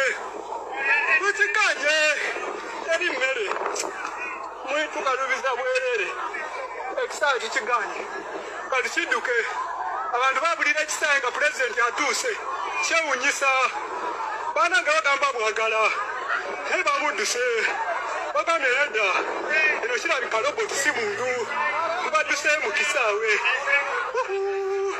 kisaawe kigenda kala wenjogera ekisaawe kigenda kala ekisaawe kigenda kala gwe muganda wange olowooza byakusaaga naye nga bavuddeyo ne yero yaabwe yero bavuddeyo naye wenjogerera embeera nzibu wano mu katundu k'enabiratuuku k'enkalamojja embeera emukyakalamu kembagenda badira naye nga embeera ekyali mu buzibu nnyo bannange. Kati Buganda Ronald Mugenyi ne Sama Uganda munoonye correspondent bw'omukalamoja ono mumuteeke campaign trailer kubanga alabeka muweereza bulungi yakopa kumu kati bwe bibadde mukalamoja meewala wakuba tebaagala bbalaga kana nezibadde teziri busa esoroti erebadde drive y'esoroti yo drive y'esoroti simanyi bangi postings obangi savings drive y'esoroti nyiza okuba sigisavinze drive y'esoroti sigisavinze let me see oba drive y'esoroti gitaddemu wano drive y'esoroti erwa aha yes yeah aha kati nebadde drive y'esoroti nebadde drive y'esoroti naye mugirabeko bulungi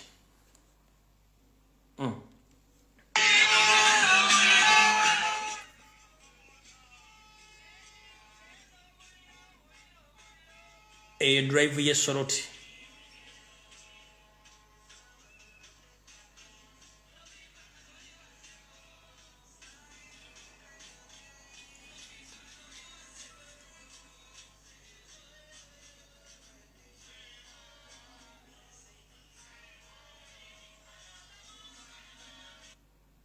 okitegate drive y'esoroti nga bwe badde kati omanyi kansoke mbagambo ekigambo kimu buli lwokola video eno oyina omuntu gw'oyigiriza by'oyogera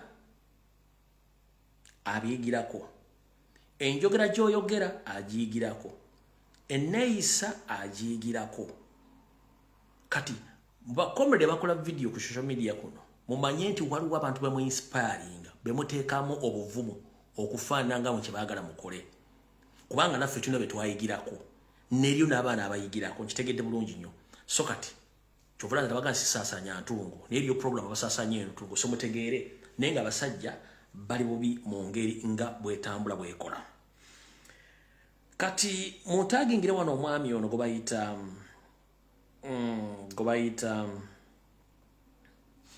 Odongoto, I have your message. I think 2 days back, I think it was on Saturday. I need to be collected. I don't think it was on Saturday. It was, but I think it was a weekend political program, which program was attended with so many opposition figures and NRM agents, including you. I think the same program where General Secretary Rosu Longwea attended, where he exposed Mpugamana, and I think you are the one in the attendance. You went on blaming that amongst the opposition figures in Uganda, they failed to join Robert Kyagulanyi Ssentamu Nuupu party. And you are asking yourself why. Let me tell you one thing, Mr. Odongoto. First and foremost, I would like to ask you one question. Which party do you belong to right now? Which political party do you belong to now as we speak? The answer is, you don't have any political party you belong to because you betrayed FDC. You betrayed the people of Northern Uganda because you sold your soul to NRM. You understand? There is ongoing land grabbing in northern part of the country. You are quiet. There is ongoing kidnaps and assassinations in northern part of Uganda. You are quiet. But you got the guts of coming on the podium trying to expose or trying to blackmail Kyagulanyi Ssentamu that no one in opposition joined his party. Let me tell you one thing, Mr. Odongoto. I don't think that you have been in Uganda all along. Like 5 years back, I don't think that you've been in Uganda. What we did in National Platform was to erase all Museveni agents in NUP, whereby we exposed even the so-called opposition figures in the country because they have been working with Museveni all along. You understand? There's something which happened to you. So when you came out and you talk about in a national platform that nobody in opposition joined joined NOP, the second question is, for you, what blocked you from joining NOP? Which reason can you give to the public that you didn't join any political party in Uganda? Either NOP, FDC, Sujui, Nani. What reason can you give to the public that you didn't join any political party? Before you ask such questions. First and foremost, Mr. Dongoto, the public knows that you were fraudster, you were mafia, uli mufere. Bino byadabuza, uli byadabuza. Why is Muntu not in Bobby Wine's camp? Why is Nandara? Ulira amanya gagenda okumenya gonna gawulye bulungi nnyo. Ulira. Why is Muntu not in Bobby Wine's camp? Why is Nandara not in Bobby Wine's camp? Why is Mpuga not in Bobby Wine's camp? Why is Munyagwa not in Bobby Wine's camp? And yet, in the 2016 election, everyone was in Besige's camp. So there is something not right there with this NUP. So we are monitoring them, but it is not adding up. Okay. And at 48 years, I can know what is wrong and what is not right. I said on TV, and I want to repeat today, I have a client who spent 103 days in Kitalo prison. He was arrested from Kenya. He told me that the entire prison is full of NUP supporters, 530. That at times they open the prison cells and they come and pick some. 2 or 3 died. What is Rubongoya and Bobby Wine saying about the freedom of the young people who are in Qatar? First and foremost, gentleman, Mr. Dongoto, who is the person responsible of arresting the indigenous Ugandans, especially the NUP supporters? I think it is your boss Museveni. So, you've left Museveni, who is arresting, kidnapping, torture of those indigenous Ugandans who support NUP. Then you are claiming attacking NUP and Bobby Wine. That, for you are narrating as if that it's Bobby Wine who are arresting those people. Does Bobby Wine own any police post? Does Bobby Wine own any prison in Uganda? Does Bobby Wine have authority to arrest or to detain or to kidnap any Uganda? No. So, when you sit in the studio, like on NBS, when you are sent by the state to defend the state without asking your question, who is the person behind you of arresting and kidnapping Ugandans? And you are asking the questions of the people who are suffering right now because they are taking care of those people's families right now on the taxpayers' money. Me, I'm not surprised about your behaviors, and the history doesn't save you because the public doesn't know who the hell are you. So before you come out to yap against national platform Bobby Wine, please, I was informed to inform you, Mr. Odongoto. Hope this message, you'll get it. either right now or tomorrow or any other day before the end of this week. Mr. Dongoto, the so-called clean gentleman, without blame,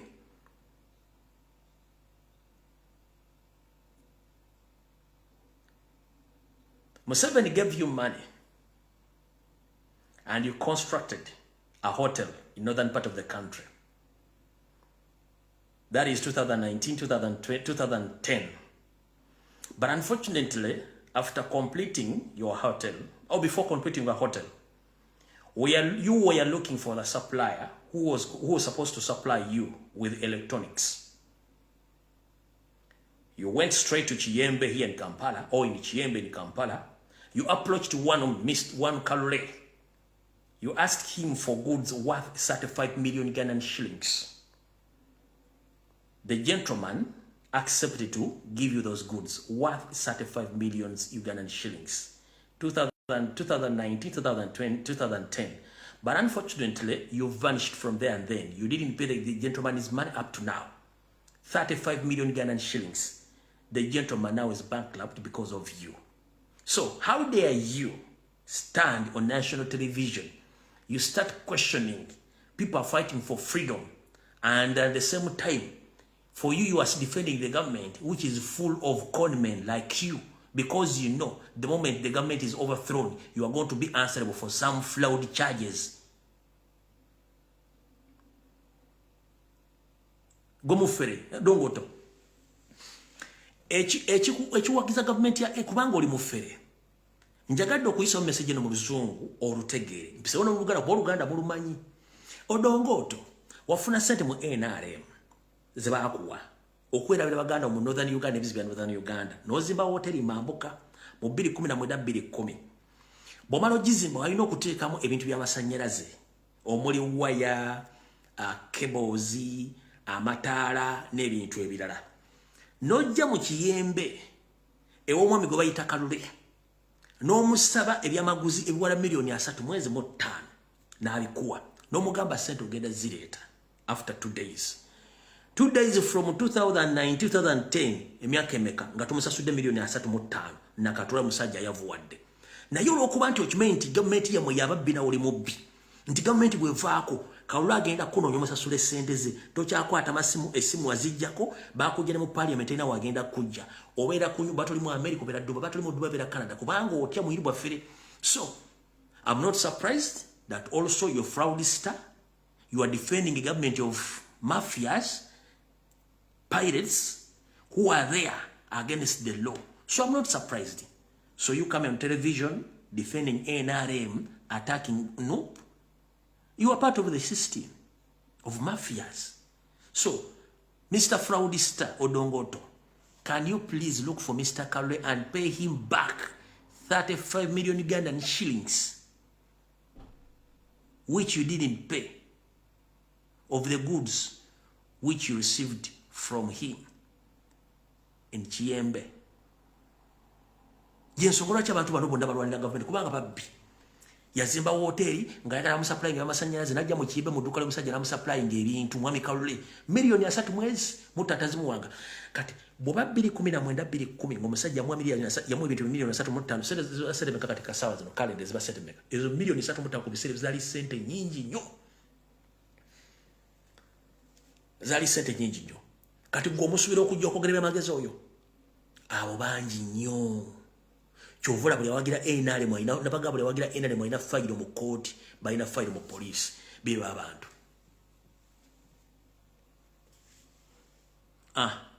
Ronald Disempo gaga bajiita signature hotel eyo Dongoto. Well and good ne hotel ino bajimanyi. Bajiita signature hotel ye hotel ya Dongoto. Kati signature hotel ebya masanyalaze byonna ebirimu bya mwami Kalule mu Kiyembe. Embweno yagano musasula sente ze.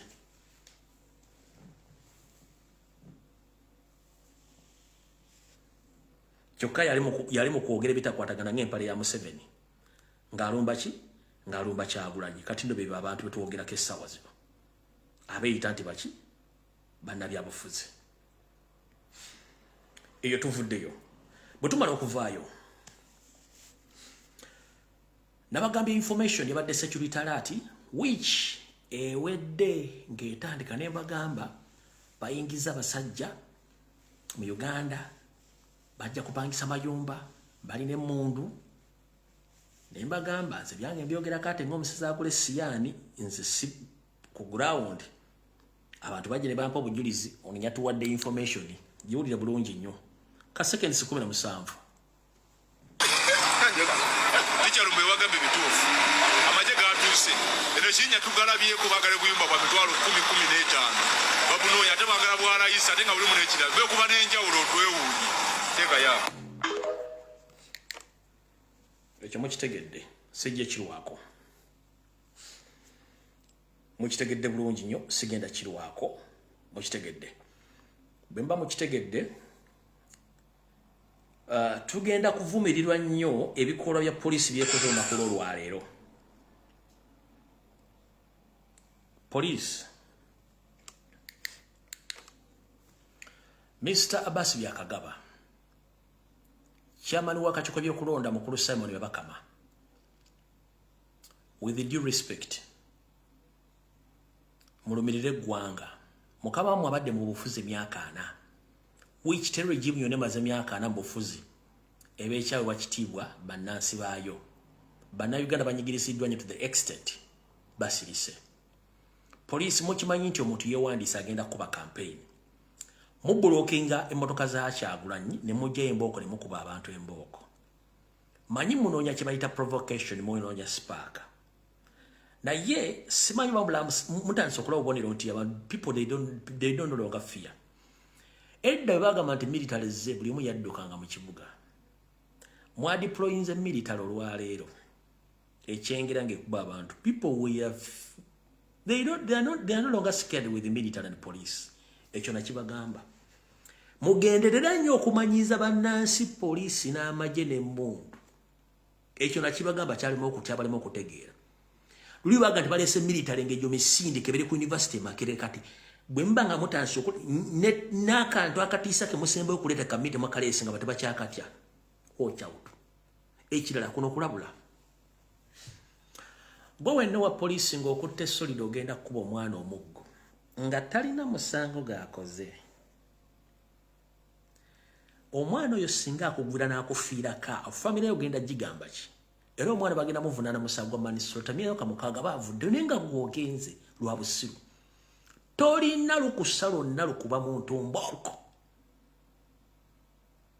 nga tewabaddewo riot yonna eri dangerous. Tolina lukusa. You should learn the rules of engagements. Mr. Simon Byabakagaba. Abbas Byakagaba, sorry. Mr. Abbas Byakagaba, the Inspector General of Police. I know you are not the one in control of the police of Uganda. But inform your police officers. They should behave. They should learn the rules of engagements. What are the rules of engagements? The rules of engagements, any police officer or any armed officer is not supposed to attack any armed civilian. Therefore, any serving officer, either a policeman or armed officer, you are supposed by the law to inform that civilian or to alert him or to instruct him 3 times before you attack him or her. But it applies when someone is armed. Someone who is not armed and is not dangerous, you are not supposed to attack him. Tolina lukusa lukuba muntu yenna atali mu kwekalakaasa atalina kisi kyakutte ate n'amateeka gakuga police officer nti oteekeddwa okumanya amateeka ddi lw'olumba omuntu oyo gw'oyita ow'obulabe. Osooka n'omuwoninga omulundi ogusooka n'omuwoninga omulundi ogwokusatu n'omuwoninga omulundi ogwokusatu gwe gusembayo ogwokuna n'otakinga action. Era action bakulagira either kusooka kuba rubber bullets. Rubber bullet wezigaana ng'ali dangerous armed, then osobola okukosa live armed naye ng'ate okuba magulu. Negwe police officer from nowhere no kwata kiboko no kuba omuntu already wamenye etteeka. You should learn the rules of engagements. Before you pull out any solid wire or a wooden stick to beat any unarmed civilian, it breaks the law of Uganda.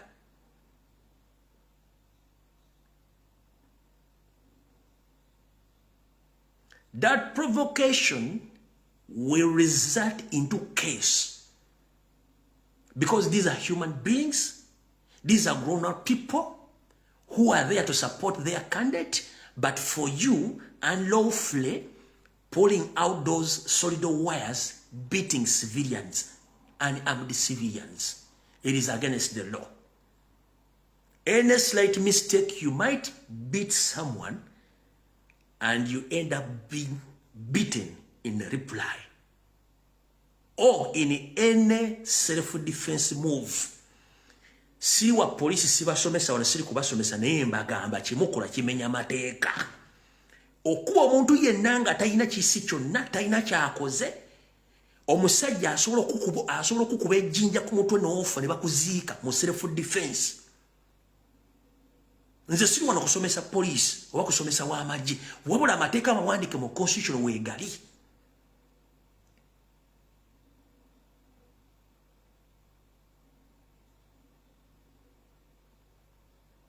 Gwokimanyi nti omwana omukuba emboko nga bali talina kyakoze oyo omwana alina right eyedifendi ng'asobola okugwa nawe n'akuggyako n'emmundu n'akuba amasasi. Gwa military akutta omuggo okuba omwana omuggo omukubira ki? Owa polisi akutta omuggo okuba omwana civilian talina kintu omukubira ki? Is he rioting? Yekalakaasa? No. Peacefully alinze mukulembeze we ayitewo is happy enjoying omubulookinze omukuba emboko for what reason? Mugenda kufiira mu bintu by'ekisiru nze mbabuulira. Tali mwegenda kujja nga civilians are against the officers. Ng'omusajja ajja kugenda nti onkubye emboko mumusaaga n'abantu.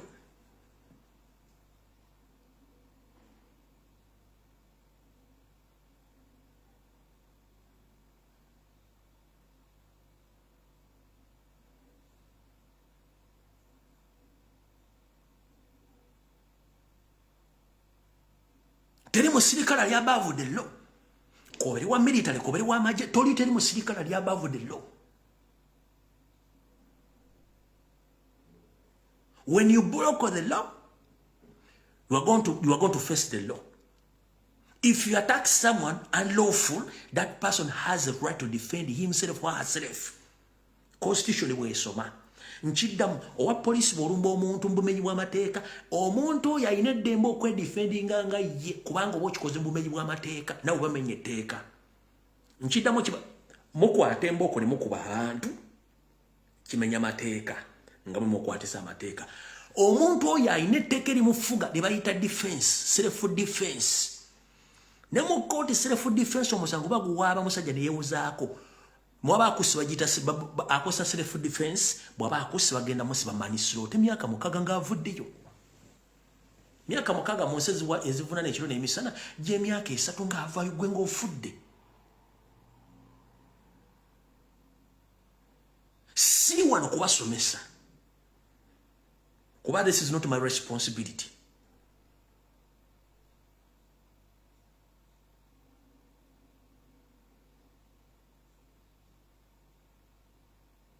Omuntu atambula peacefully candidate wajja okutta emboko mukuba emboko azifu. Ekikulwa ky'okukwata emboko okuba omuntu olwedde oba omenya etteeka. Etteeka likuga there is rules of engagements. Genda ononyereze video z'omusajja gwe bayita Kawesi gwe mwatta. Kawesi teyakola nga operation nga tamaze kuwoninga muntu wagenda kulumba. Video gye ziri ku social media nekirumira. Those are professional police officers. Negwe okutte mundu ogitunuza mu bbanga okuba abantu amasaso. Video hii mwezo gamba timbalimba.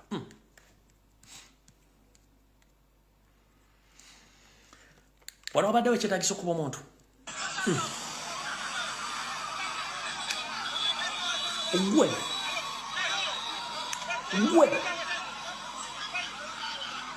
Gwe.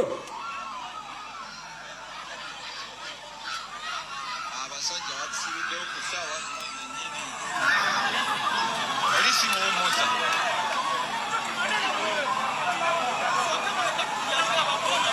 Oyo muwummuza. Abasajja batusibiddeyo. Konvoyi ya pulezidenti bagisibiddeyo. Poliisiwo ne bagisiba baagala tujjako. Baagala tusalako tiimu.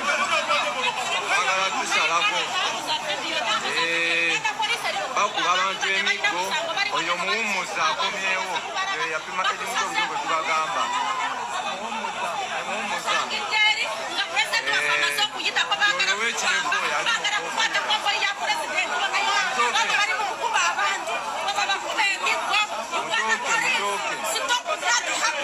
bakimusako konvoyi.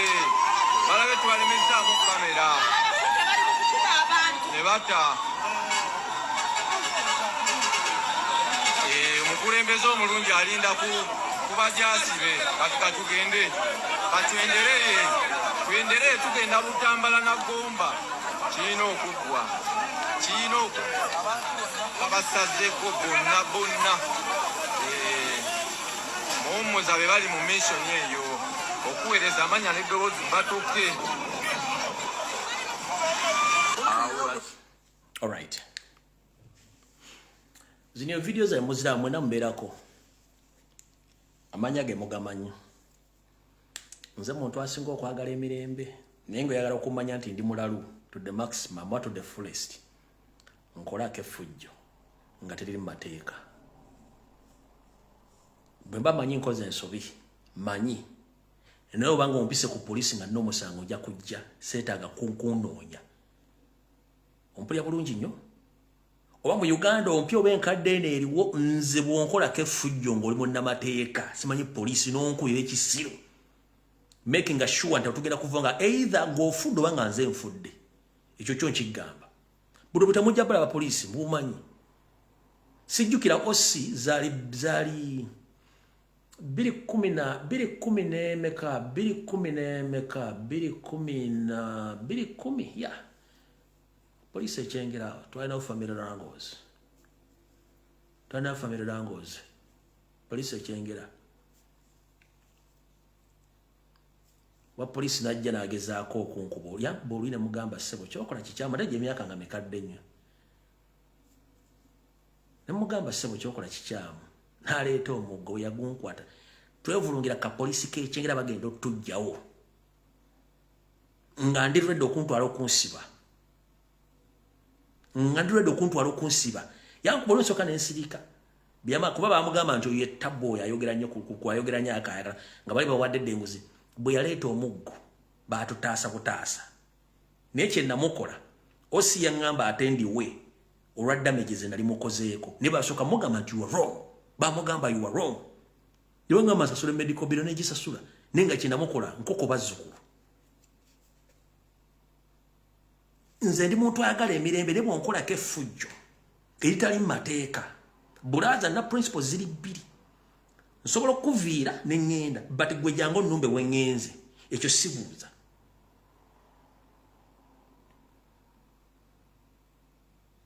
principle endala kasita onkwata ettaayi ebira byonna osobola okunkwatako ne kasita onkwata ettaayi mba manyo director ataako oyagala kuntuga erina ekisubuuza those are my two principles kati mwe abapoliisi mukubaakuba abantu ojja sanga omuntu nga yayiika dda windows agenda akuyisemu wamba akuyiwe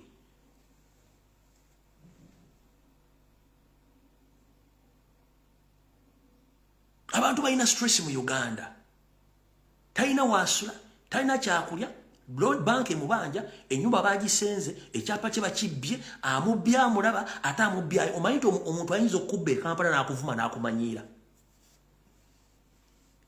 omubbi Kampala akubba n'akuvuma n'akuyita n'omusiru omubbi akubbye n'atakomawo n'akusiba n'okusiba Kampala awe Kampala awo olejja nakusibako omusango ne bakusiba from nowhere tolina kintu kyonna akubbye sente zobakufeze sente za visa n'akuteekako embeera ne bakusiba makuba kati muganda wange poliisi mumanye nti abantu bano muliko bakoowu baagala change balina ebizibu byabwe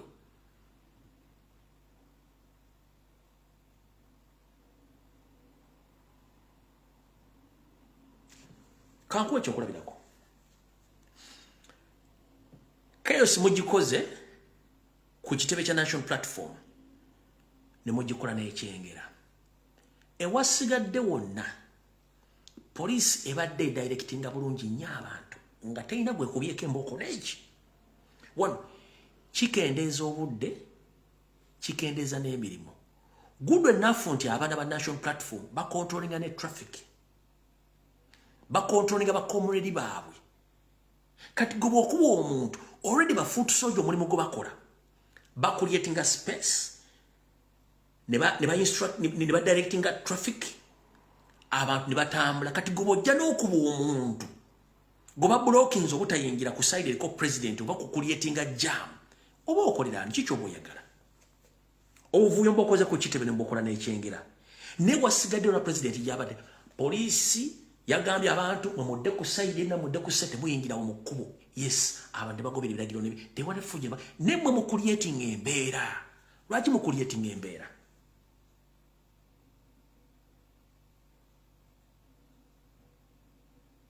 police officer eno message yange njala gibategeeza mukyadiringa n'abantu niyo ojja kusanga omwana nga yavaako nga government yavaako muganda nga ajja akuyuwe Nemo jagena mu koti okuwoza omusango kusinge gwe omusajja yakuyiye ebyenda lwa busiruwo kubanga temutegeera.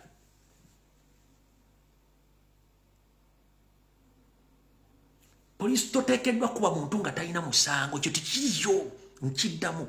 Police teina lukusa kuba muntu nga talina musango. Lwaki teina lukusa kuba muntu? Ona n'omubbi akubbye etteeka ligamba tomukuba mukwata omutwale ku police. Goloza lwaki omubbi omukwataga muntu ali ku police. Anti mujje temukyebuuzanga. Goloza lwaki n'omubbi akubbye alwana police mutase mutwale mu kaduukulu. Kubanga naye ayina amateeka agakola agamu protecting obutamukuba. Kati gwe okuba omuntu ategeera omukyala ayina abaana omusajja omufumbo musajja omukulu atazizza musango muluza agenda kukola ki?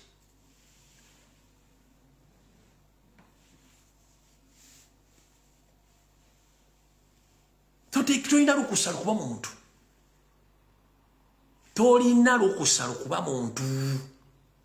Mu mateeka g'ensi yonna n'aga Uganda mawandiike poliisi tolina lukusa kuba muntu nga tazizza musango. N'abazizza omusango olina mukwata. Kankubira n'ekintu kimu. Gwe kimanyi nti wa poliisi bwakwata nakkuba. Oba before nga tonnagenda batemana kuteeka mu kaduukulu ka poliisi balina kusosa mu ddwaliro. Nakyo temukimanyi kati kankikusomesa olwaleero. Poliisi bwe kwata erina kusosa mu ddwaliro before nga tebanakuteeka mu kaduukulu. One, okumanya health status yo. Bakutwala mu omusawo akubuuza bakubye. The moment you mention nti bakubye yebeera case file nti wa poliisi talina okusala okukuba. Era kyokka kiyinza n'okukuweesa bondi nti owa poliisi yamenya amateeka okukuba. Wano mu nsi z'abazungu teri muntu asobola kutwalibwa mu kaduukulu kusibibwa nga tebakututte wa musawo tekiriyo. Era bakubuuza bakubyeko nti nanotisinga wansi. Bw'ogamba nti bakubyeko nga bakutwala mu kasenge nga bakebera kasita bakizuula nti bakubyeko nga bawandika medical report ono yakubiddwa bakubuuza yakubidde ekintu tewali nga bakiteeka wansi.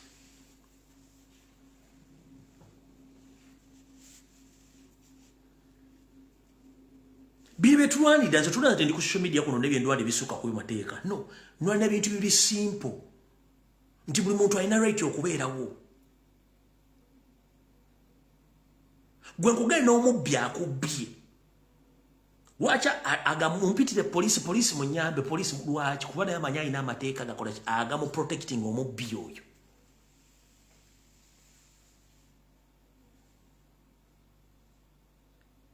Kyekiyisa police kuba this is a civic, a public servant. Tina government ebe kyuse police esigalawo.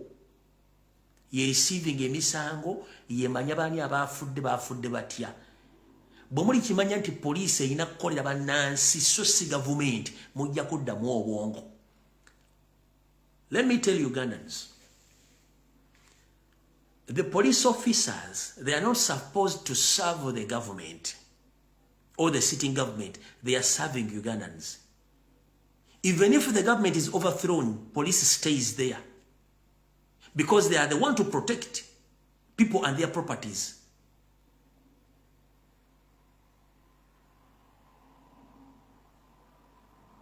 That's why it's very rare to find a policeman.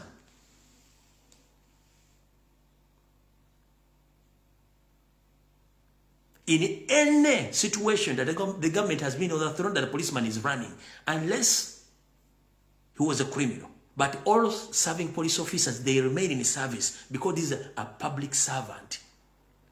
He's supposed to serve people, not in sitting government. No, muina kuserving abantu.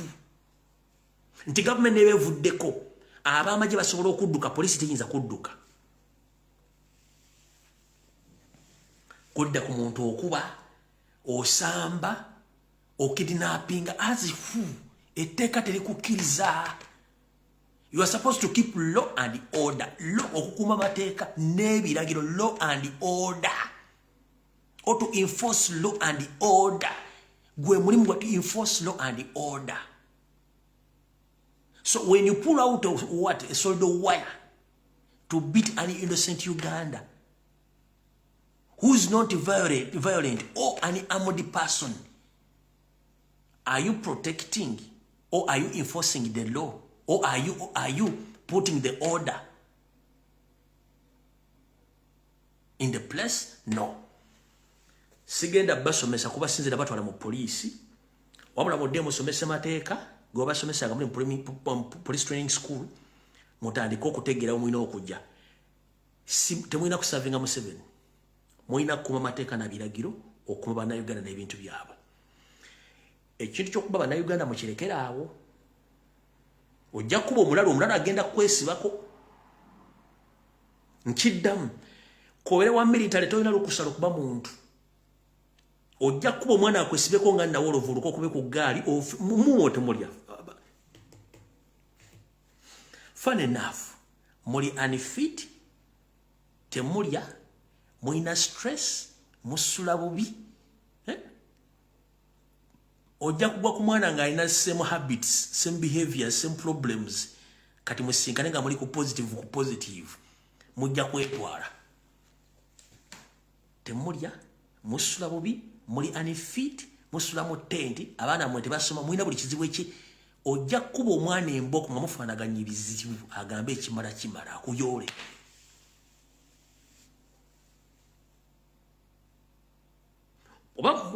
Baba basindika ku duty temusokola kirowoozaako nti we are dealing with human beings abalina ebizibu ebyenjawulo.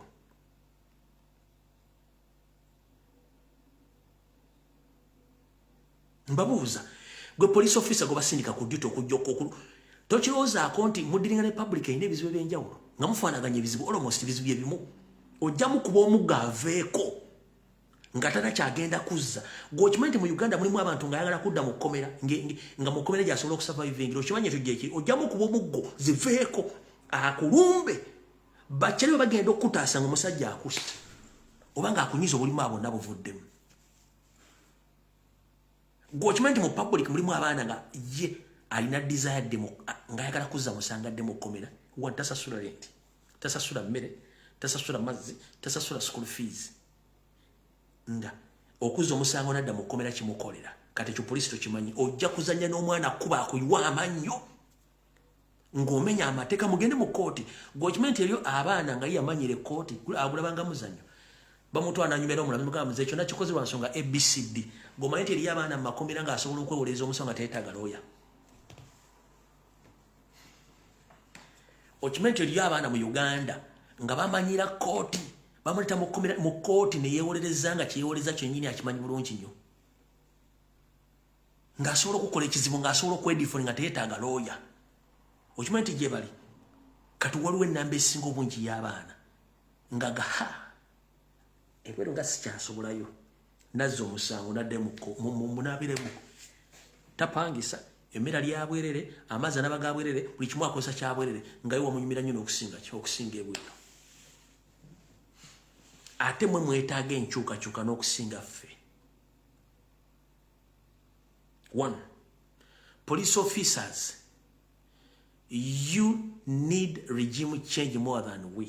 Why? Other government staff, other government officers, they are paid well in time apart from you.